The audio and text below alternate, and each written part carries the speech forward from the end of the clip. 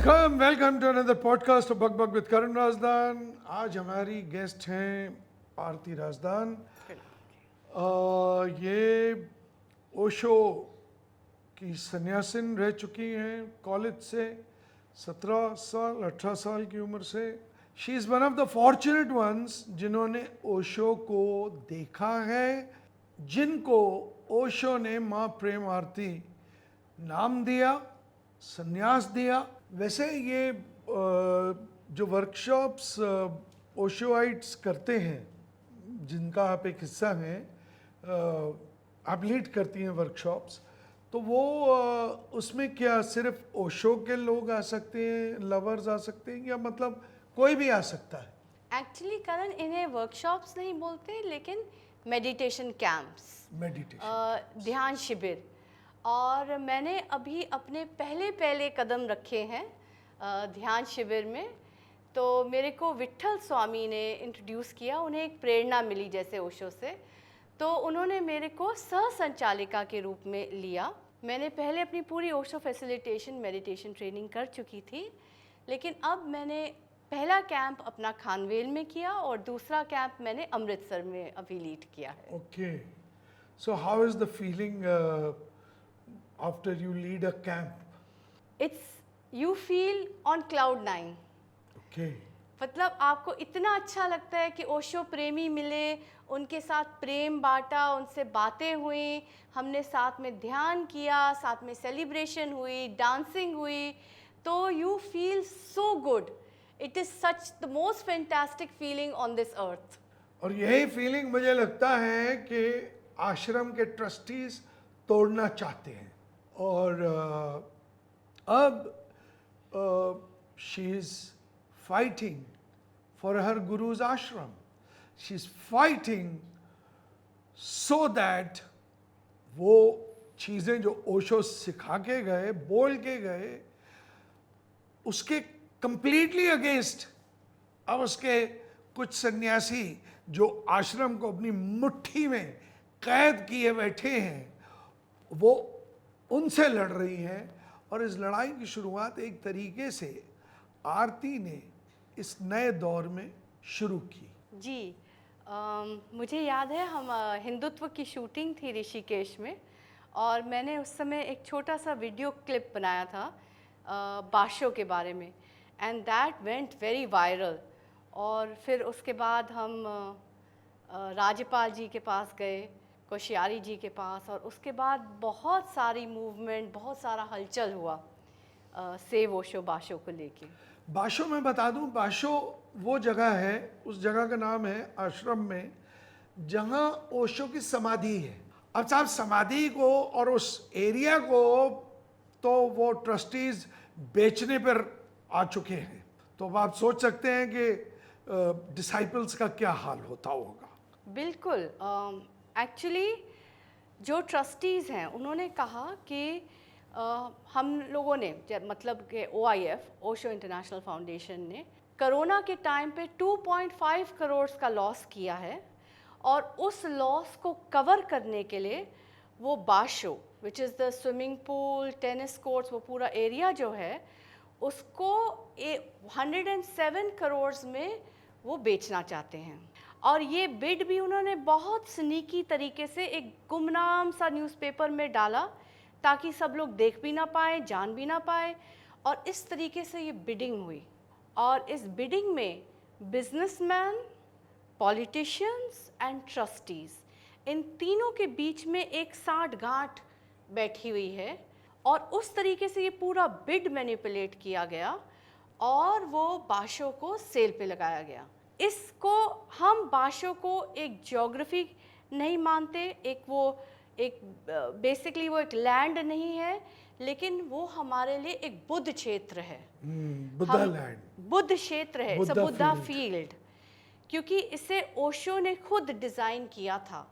It is a place of meditation, it is right, and the whole samadhi, पूरी बाशो भी हमें समाधि के एरिया में है। तो it is a very sacred space for us. जैसे कि for example sarovar is sacred to Golden Temple, तो हमारे लिए बाशो भी सेक्रेड है, हमारे गुरु का स्थान है। तो हमारे लिए उसकी महत्व बिल्कुल उतनी ही है, तो हम कैसे उसे बेचने दें? एब्सोल्युटली। आई मीन कल को उस सरोवर की कोई कीमत लगाए, गोल्डन टेम्पल की, या कोई केदारनाथ के ज़मीन के इर्द गिर्द की कीमत लगाए, तो बेचने की बात तो बहुत दूर की है। बिल्कुल। मुझे लगता है कि न जाने क्या उपद्रव हो जाए। So this has to be understood by the world that is a Buddha field for all the disciples and all the visiting community also to the Osho ashram. तो आपकी वो बुद्धा फील्ड आपसे छीनना चाह रहे हैं। और कमाल की बात यह है कि उनके या उनके किसी बाप दादा ने वो ज़मीन खरीदी नहीं है, वो ज़मीन गिफ्ट की गई है ओशो को बाय हिज डिसाइपल्स, जो हो सकता है इस देश के हैं कुछ, हो सकता है बाहर के देश के हैं कुछ, और इस तरीके से वो आश्रम बना है।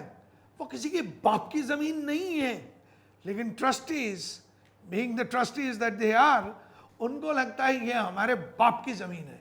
और कमाल की बात एक और है कि उन ट्रस्टीज में काफ़ी फिरंगी हैं जो हेड कर रहे हैं ट्रस्ट को। मेरा ख्याल है this is the 1947 of the Osho ashram. Yes. जिस तरीके से अंग्रेजों को मतलब मजबूर कर दिया था जाने के लिए, खैर हमने तो बड़ी आसानी से उन्हें छोड़ दिया, क्योंकि जो उन्होंने अट्रॉसिटीज की थी उसके लिए तो हमने उन्हें जेल में डाला नहीं। जनरल डायर को किसी ने जेल में डाला नहीं, खैर वो मार भी दिए गए थे। बट यहाँ कानून को अपना काम करने दिया जाए, और जो जो इन्होंने हेरा फेरियां की हैं in terms of money, in terms of property, वो सारा जांचा जाए और इनको इतनी आसानी से इस देश से जाने नहीं दिया जाए जिस तरह हमने ब्रिटिशर्स को जाने दिया था। So this is what I feel, being a Osho lover. I'm not even a sannyasi, but being a Osho lover, I feel that very strongly. You are absolutely right. और उन्होंने इस हद तक जुल्म कर दिया है हम लोगों पे कि हम ओशो आश्रम में ओशो की माला नहीं पहन सकते। अब बताइए। ओशो की फोटोएं पूरे आश्रम से निकाल दी हैं, हर किताब में से ओशो की फोटो गायब हो चुकी है। तो आहिस्ता आहिस्ता वो लोग क्या चाह रहे थे ट्रस्टीज़, कि भक्ति का भाव पूरी तरीके से आश्रम से इरेज किया जाए, मिटाया जाए, और आहिस्ता आहिस्ता वो जितनी भी इनकम थी, वो फंड्स थे, वो साइफन अवे कर लें अलग अलग अकाउंट्स में।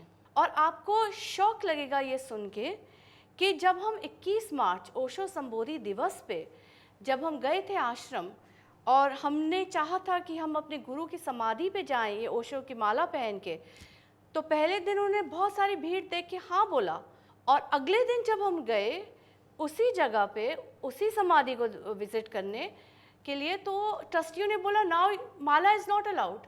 मतलब एक दिन माला इज़ अलाउड, एक दिन माला इज़ नॉट अलाउड। और उस दिन हम लोग कम से कम 50 सन्यासी थे, पूना पुलिस 200 से अधिक थी, vans and vans and vans, जैसे कि हम लोग आतंकवादी हैं। मतलब हम अगर माला पहनना चाहें तो हम आतंकवादी की जैसे ट्रीट करे जाएंगे, हम क्रिमिनल्स की तरह ट्रीट किए जाएंगे। ये हो क्या रहा है? यही कल की मैच में पाकिस्तान के साथ अहमदाबाद में जो हुई, उसमें कुछ जय श्री राम के नारे लगे। अब ज़ाहिर है इंडिया अच्छी खेलती है और वो उनकी श्रद्धा है, वो जय श्री राम का ही। तो कल न्यूज़ चैनल में मैं सुन रहा था कि एक पॉलिटिशियन कहता है कि दे वर स्प्रेडिंग हेट्रेड। हेट्रेड कैसे? तो उससे जो होस्ट कर रही थी प्रोग्राम, उसने पूछा कि जय श्री राम हेट्रेड का नारा कब बन गया? तो उस हिसाब से अल्लाह अकबर जो कह रहे थे ये कुछ हमास के लोग फ़लस्तीन इजराइल में जाकर, तो वो भी मतलब एक हेट्रेड का नारा बन गया। ऐसे तो नहीं हो सकता ना। So similarly the Mala can not be a thing which you hate or which you want to ban, because it is your birthright. Otherwise इस कंट्री में फ्रीडम क्या है? हर तरह की फ्रीडम दी गई है ना कॉन्स्टिट्यूशन में। बिल्कुल, आर्टिकल 21 हमको ये फ्रीडम देती है कि हम ये माला पहन सकें। और जो धर्म आप फॉलो करना चाहते हैं, जो पंथ आप फॉलो करना चाहते हैं, वो आपको फॉलो करने दिया जाए, ये आपका बर्थ राइट है। So no way can these people get away with all this. But the funny part करण is that they are getting away, कि हम लोग जो अच्छे लोग हैं, जो ध्यान करना चाहते हैं, हमारे ऊपर जुल्म हो रहा है, हमारे पीछे पुलिस पड़ती है, लेकिन उनके पीछे कुछ नहीं, क्योंकि उनके पास पावर है, पॉलिटिशियन है और बिजनेसमैन है।